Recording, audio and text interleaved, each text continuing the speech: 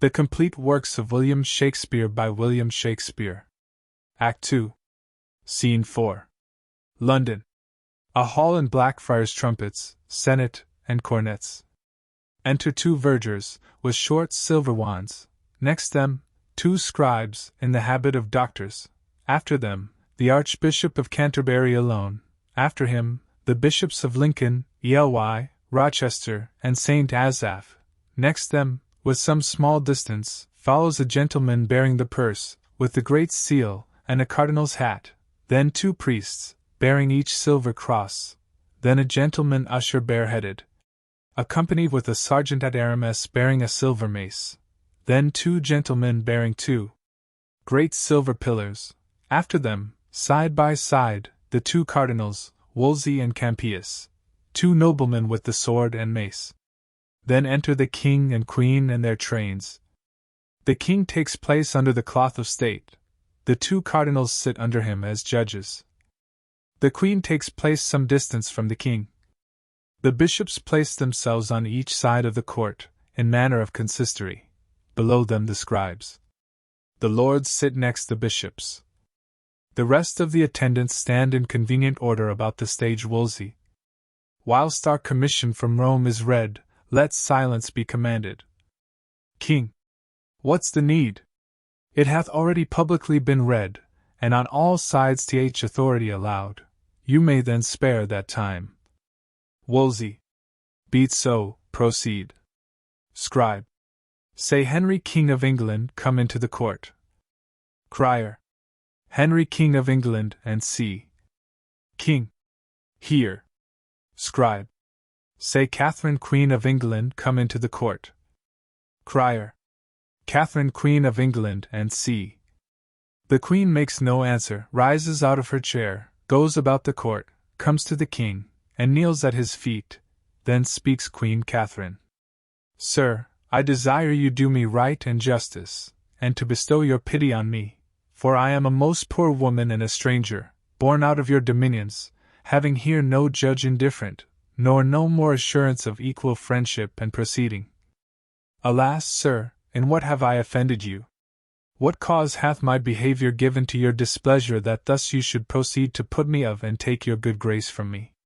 Heaven witness, I have been to you a true and humble wife, at all times to your will conformable, ever in fear to kindle your dislike, yea, subject to your countenance glad or sorry as I saw it inclined. When was the hour I ever contradicted your desire or made it not mine too? Or which of your friends have I not strove to love, although I knew he were mine enemy? What friend of mine that had to him derived your anger did continue in my liking? Nay, gave notice he was from thence discharged? Sir, call to mind that I have been your wife in this obedience upward of 20 years, and have been blessed with many children by you. If, in the course and process of this time, you can report, and prove it too against mine honor, aught, my bond to wedlock or my love and duty, against your sacred person, in God's name, turn me away and let the foulest contempt shut door upon me, and so give me up to the sharpest kind of justice. Please you, sir, the king, your father, was reputed for a prince most prudent, of an excellent and unmatched wit and judgment. Ferdinand, my father, King of Spain, was reckoned one the wisest prince that there had reigned by many a year before. It is not to be questioned that they had gathered a wise council to them of every realm, that did debate this business, who deemed our marriage lawful. Wherefore I humbly beseech you, sir, to spare me till I may be by my friends in Spain advised, whose counsel I will implore. If not, ith name of God, your pleasure be fulfilled. Wolsey.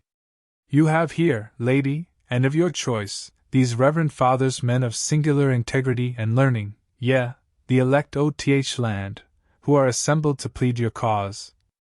It shall be therefore bootless that longer you desire the court, as well for your own quiet as to rectify what is unsettled in the king. Campius. His grace hath spoken well and justly. Therefore, madam, it's fit this royal session do proceed and that, without delay, their arguments be now product and heard. Queen Catherine. Lord Cardinal, to you I speak. Wolsey. Your pleasure, madam? Queen Catherine. Sir, I am about to weep, but thinking that we are a queen, or long have dreamed so, certain the daughter of a king, my drops of tears I'll turn to sparks of fire. Wolsey. Be patient yet. Queen Catherine. I will, when you are humble, nay, before or God will punish me. I do believe, induced by potent circumstances, that you are mine enemy, and make my challenge you shall not be my judge, for it is you have blown this coal betwixt my lord and me which gods do quench. Therefore I say again, I utterly abhor, yea, from my soul refuse you for my judge, whom yet once more I hold my most malicious foe and think not at all a friend to truth. Wolsey. I do profess you speak not like yourself, who ever yet have stood to charity, and displayed effects of disposition gentle and of wisdom o'ertopping woman's power. Madam, you do me wr. Ong, I have no spleen against you, nor injustice for you or any. How far I have proceeded, or how far further shall, is warranted by a commission from the consistory, yea, the whole consistory of Rome. You charge me that I have blown this coal. I do deny it. The king is present. If it be known to him that I gainsay my deed, how may he wound, and worthily, my falsehood? Yea, as much as you have done my truth. If he know that I am free of your report, he knows I am not of your wrong. Therefore in him it lies to cure me, and the cure is to remove these thoughts from you, the which before his highness shall speak in, I do beseech you, gracious madam, to unthink your speaking and to say so no more. Queen Catherine. My lord, I am a simple woman, much too weak to oppose your cunning. Y'are meek and humble mouth, you sign your place and calling, in full seeming, with meekness and humility, but your heart is crammed with arrogancy, spleen, and pride. You have, by fortune and his highness' favors, gone slightly o'er low steps, and now are mounted where powerless are your retainers, and your words, domestics to you, serve your will as please yourself pronounce their office.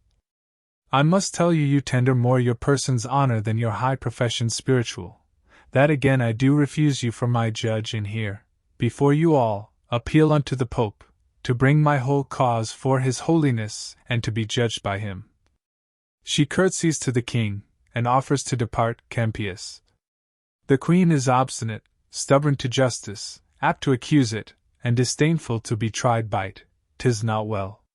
She's going away. King. Call her again. Crier. Catherine, Queen of England, come into the court. Gentleman usher. Madam, you are called back. Queen Catherine. What need you note it? Pray you keep your way, when you are called return. Now the Lord help. They vex me past my patience. Pray you pass on. I will not tarry, no, nor evermore upon this business my appearance make in any of their courts. Excellent Queen and her attendants King. Go thy ways, Kate. That man ith world who shall report he has a better wife, let him and not be trusted for speaking false in that. Thou art, alone if thy rare qualities, sweet gentleness, thy meekness saint-like, wife-like government, obeying and commanding, and thy parts sovereign and pious else, could speak thee out the queen of earthly queens.